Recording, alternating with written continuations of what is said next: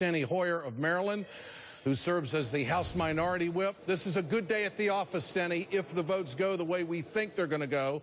Hundreds of thousands of workers are going to go back to work tomorrow. The government's going to be open, and we now go to fight for another day. Your take on, at this hour, where we are, sir?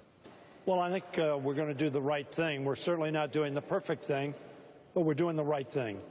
And it's never the wrong time to do that. I'm glad that we've come to this agreement. The country is the loser in this so far.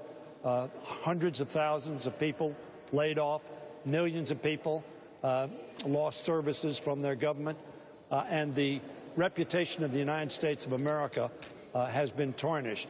We'll get it back. We're a great country. We're going to confront these, but we cannot continue this government by crisis and this government by hostage taking.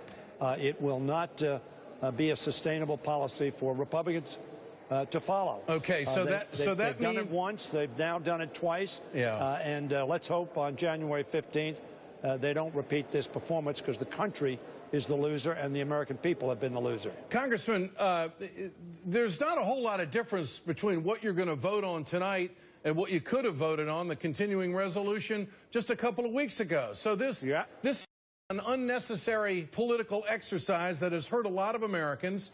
It's also questioned our position in the world financially, in the markets. Can you count on the United States?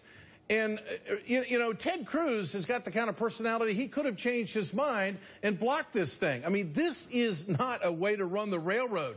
Can you trust Republicans that you're going to get them into conference and you're going to get a budget deal? Look, I think the American people have made it very clear that they want to see responsible government pursued. They don't want to see their government shut down. They don't want to see the government of the United States not pay its bills on time. They thought this was a bad strategy by the Republicans, and they've sent that message to them. And I am very hopeful that we will not repeat it, because to repeat it will damage our country and its people. So that this deal, you are absolutely right, Ed, this could have been cut on September 28th, never had a shutdown, never had the debt at risk or paying our bills. And let me say on that, it's unfortunate that we haven't extended the authority to pay our bills well through 2015, frankly, to give the markets confidence, to give job creation well, that would help the economy, and the Republicans don't want that. Absolutely. And so let's hope that they don't put paying our bills at risk again on February 7th. We need to come to a reasonable agreement. We're prepared to do that. Move forward, but stop this government by crisis. Congressman, it's interesting. John Boehner calls back home to a Cincinnati radio station today. He's quick to say about the conference committee, every time he talks to you guys, all you talk about is raising taxes. I mean, you haven't even gone to conference committee yet, and he's already throwing barbs. In fact, you haven't even voted on this deal yet, and he's already throwing barbs, saying what it's going to be like dealing with the Democrats. Your reaction to that? Well, the real issue is paying our bills to our kids, to keep our veterans in the kind of benefits that they deserved and earned, to keep Social Security going. The issue is about paying America's bills, not raising taxes, but paying our bills and deciding what we want to do on a rational basis to make sure that American families, American children, American seniors, American veterans have the kind of quality of life that we want them to have in this country. Yeah. That's what this conference is about.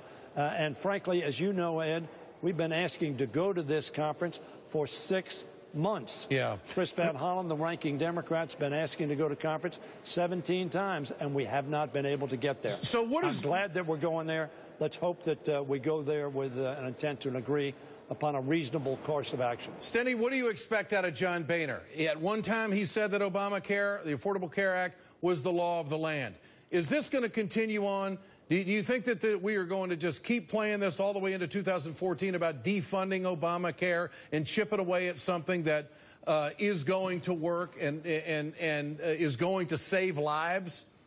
Ed, you just talked about some of the outside groups. As a matter of fact, those very outside groups within the last 48 hours have been giving the answer to that question is yes, they want to continue to talk about something that almost every rational Republican and commentator, independent or otherwise, said, look, this strategy is not going to work. they pursued that strategy in any event. I'm hopeful that John Boehner, Mitch McConnell, will not pursue this strategy again, because it clearly will not work, shouldn't work, and we ought to get down to the business of democracy. You have no assurances that they won't go down this road again, do you? No, we don't. Okay. But let me tell you, Ed, the American public needs to, and voters in every one of these districts, needs to tell every one of us, don't stop this playing games, get down to work, make sense with one another and for our country. Congressman Hoyer, congratulations on the resolve, keeping the caucus together. I think the president also deserves an awful lot of credit. I agree with that. He stuck to his guns throughout the whole thing, and this is only going to embolden the Democrats further as negotiations, because we know they're going after the big three. They're going after the entitlements, the earned benefit programs. That's the big prize, and that, of course, trying to take down Obamacare. Stanley, great to have you with us tonight. Thank you.